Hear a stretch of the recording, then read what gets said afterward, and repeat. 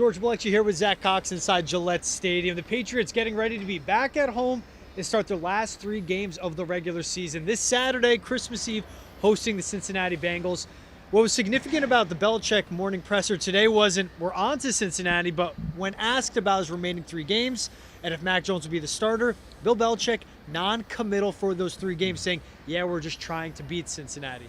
Do you see this as a Bill Belichick not backing himself into a corner, Zach, or is it kind of open competition right now because Mac Jones, coming off his worst performance of his career, didn't really give him any vote of confidence? I would say probably more of the former, but it still had the effect of the latter. It probably was more of Bill Belichick just saying, well, you never know what's going to happen in these last 3 weeks. I don't want to say Mac Jones is definitely going to be the starter because that could theoretically change, but that does leave open the door for that to theoretically change. And as you mentioned, Mac Jones coming off his worst game as a pro against the Raiders, his completion percentage, his worst as a pro, his yards per attempt, worst as a pro, only had 112 passing yards in that game. Only game with fewer was the game last year in Buffalo where he only threw 3 passes. So really across the board, this was just a bad and disappointing outcome for Mac Jones, especially coming on the heels of a game against Arizona where I thought he looked pretty good. So is there a chance we see Bailey Zappi in these final 3 games? I have to say yes, there is a chance. I don't know how high of a chance that is, but Bill Belichick did have the opportunity to come out and say today, no, that's not going to happen. We're going to play Mac Jones regardless. He didn't do that, so the door is open. It's kind of a smoking gun left behind by Bill Belichick. In full context, the Buffalo game, of course, was played in what was a tornado hurricane-like winds. Yep. So normal weather in a dome against the Raiders. Mac Jones with his worst performance. And against probably the worst pass defense in the entire NFL. A great context to add as well. And with Jacoby Myers back in it. Okay, enough on that performance. Looking ahead to this Saturday, but today at practice, still no Jalen Mills. He's been out since the last game he played was against the Vikings. How do you see that affecting the secondary as it's another juggernaut of a receiving corps coming at him with Jamar Chase in the Bengals? Yeah, it seemed like Mills must have hit some sort of a setback late last week down in Arizona because he did practice Wednesday, he did practice Thursday, then he wasn't out there Friday, ruled out for the game with this lingering groin injury, and as you mentioned, was not on the practice field here today. So we'll see if he's able to shake that in time for this weekend's game, but probably odds are not looking great that he will be out there, and that's going to be an issue for the Patriots because if you're talking receiving trios in the NFL, there aren't many that you'd put above what the Cincinnati Bengals have when all 3 of those guys are healthy. Jamar Chase, T. Higgins, Tyler Boyd. That is a formidable trio.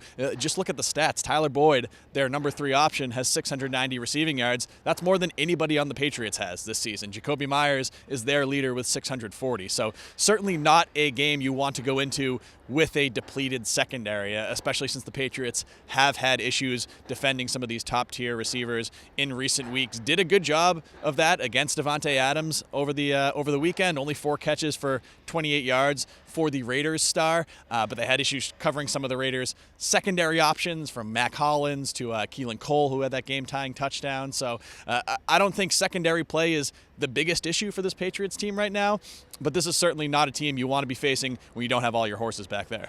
Now coming up with the Bengals coming to town, arguably the hottest team in the AFC, arguably the best team in the AFC right now. They've won 6 in a row, and they had to come back down 17 to Tom Brady and the Buccaneers, scored 34 unanswered. All those receivers you named scored touchdowns as well.